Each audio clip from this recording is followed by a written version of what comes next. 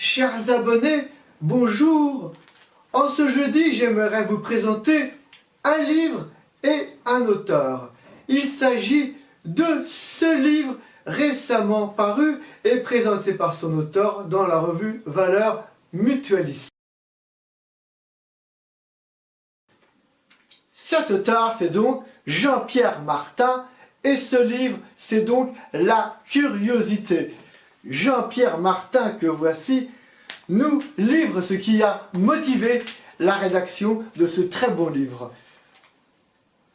C'est le constat de l'incuriosité que génèrent des habitudes telles que le conformisme, les effets de mode, la contagion mimétique, le cloisonnement des disciplines et des savoirs, les ghettos de la spécialisation.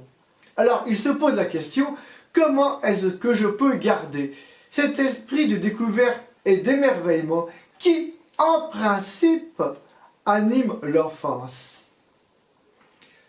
Comment définit-il cette curiosité?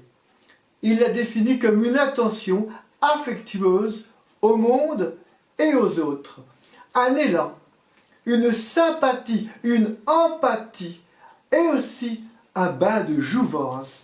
Il y a de l'affect dans la curiosité, je dirais même de l'amour, ajoute-t-il. Pour moi, la curiosité est d'abord une passion jubilatoire. Il y a de la vitalité dans la curiosité. Ses enjeux sont existentiels. Et quand on lui demande quel rôle peut jouer cette curiosité dans sa vie, il répond celui d'antidote au principe de répétition, de remède contre l'indifférence. Elle permet de sortir du sillon, de se surprendre et de se déprendre.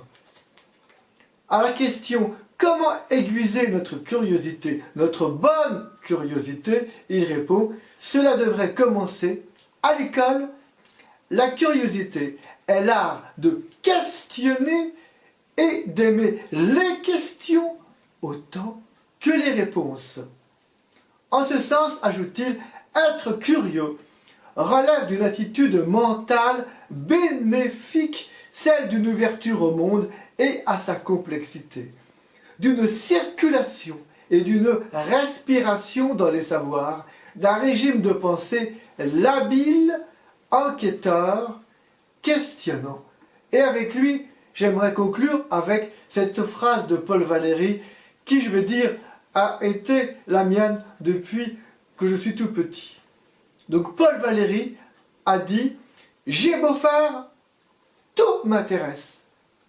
Et si c'était cela, la curiosité de l'enfance que nous devons conserver et cultiver. Chers abonnés, je vous souhaite une bonne méditation